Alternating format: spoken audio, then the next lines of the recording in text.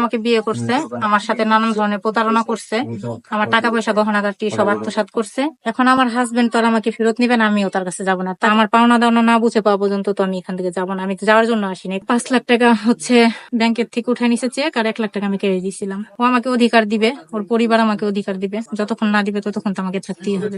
ঢাকা কেরানীগঞ্জ থেকে এবারই ছেলে আনসার হলদারের ছেলে কাউসার হলদার, তার সাথে আমার 5 বছরের রিলেশন। ঠিক আছে, উনি আমাকে বিয়ে করছে, আমার সাথে নানান ধরনের প্রতারণা করছে, আমার টাকা পয়সা গহনাগাটি সব আত্মসাৎ করছে। সে এখন আমাকে অস্বীকার করে, বা আমার সাথে তার কোনো পরিচয় নাই বা সম্পর্ক নাই, বা সে আমার থেকে কিছু নেয় নাই, এগুলি বলে আমার সাথে টোটালি যোগাযোগ সে বন্ধ করে রাখছে। এখন আমি শুনতে পারছি তার বিয়ে, এই জন্য মনে করেন আমি ঢাকা থেকে এখানে ছুটে আসছি, যে আমার পাওনা দাওনা বা আমার ন্যায্য অধিকার এটা বুঝে পাওয়া।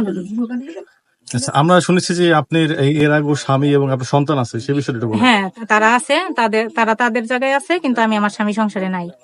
আমি কাউসারের সাথে সংসার করতেছি আজকে 2-2.5 বছর যাবত। 4টা-5টা বাসায় পর্যন্ত ও আমাকে নিয়ে দিছে। এখন যে বাসায় ছিলাম এখানেও 3 মাস থাকছে, ফেব্রুয়ারি 3 তারিখে আসছে, তারপরে থেকে আমার সাথে যোগাযোগ নাই। 14 ফেব্রুয়ারি থেকে যোগাযোগ নাই, দেশে আসছিল, এখান থেকে যাওয়ার পরে আমার সাথে সে যোগাযোগ করে না। আমার নাম নাসিমা। আপনার ওই যে ছেলে মেয়ে আছে শুনছিলাম, আছে তার বাবার কাছে। কয়টা ছেলে মেয়ে? একটা ছেলে একটা মেয়ে। এই সম্পর্কটা বিল্ড আপ হলো কি করে? এই কাউসারের কারণে হয়েছে। কিভাবে কাউসারের সাথে পরিচয় আপনার একটু বলবেন প্লিজ? আমার হাজবেন্ডের বন্ধু ছিল, তাই ওনার সাথে আমার হাজবেন্ডের সাথে সম্পর্ক 10 বছর যাবত। পরে আমার সাথে সম্পর্ক 5 বছর। ও আমার বাসায় আসা যাওয়া করতো। ওইখান থেকে আমার হাজবেন্ডের সাথে প্রথমে সব কথাবার্তা নিছে, যে কিভাবে কি, মানে আমাদের একটু সমস্যা ছিল, ওইটা জানার পরেও আমার বাসায় আসতে পারে আমাকেও জিজ্ঞেস করতো আবিজাবি কথাবার্তা, যে ভাইয়ের সাথে আপনার এরকম বা হ্যান তেন আবিজাবি জিজ্ঞেস করছে। আমি সবকিছু বলছিলাম। তা বলার পর আস্তে আস্তে ও সুযোগ নিয়ে, যেমন আমার সাথে আমার ফ্যামিলির সাথে মিশা, ও মানে আমার ফ্যামিলিটা পুরো নষ্ট করে দিছে। আপনার আগের হাজবেন্ডের সঙ্গে কি আপনার ডিভোর্স হয়ে গেছে? না, তার সাথে আমার ডিভোর্স হয়নি। আর ওর সাথে কি আপনি বিবাহ বন্ধনে আবদ্ধ হ্যাঁ, হয়েছেন? ওর সাথে আমার কলমা হয়েছে ভাই, কিন্তু কাবিন হয়নি। আপনার ছেলে মেয়ে দুটো আছে কার সঙ্গে এখন? ওর বাবার সাথে।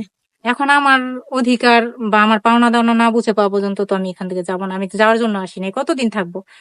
ও আমাকে অধিকার দিবে, ওর পরিবার আমাকে অধিকার দিবে। যতক্ষণ না দিবে ততক্ষণ তো আমাকে থাকতেই হবে।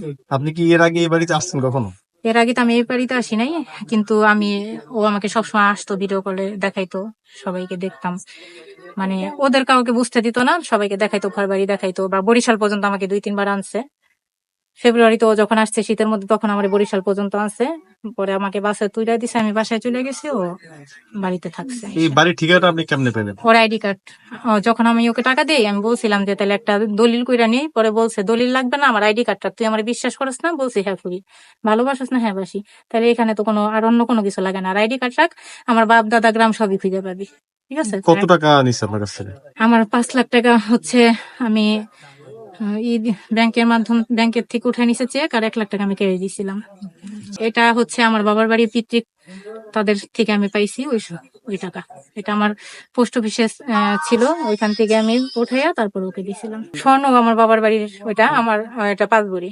আমার বাবার বাড়ি, আমার বিয়ের আগে আমার ভাই আমাকে 2.5 ভরি স্বর্ণের একটা চেন দিছিল বাহিরের থেকে, ওই চেন ছিল, আরো কিছু জিনিস ছিল।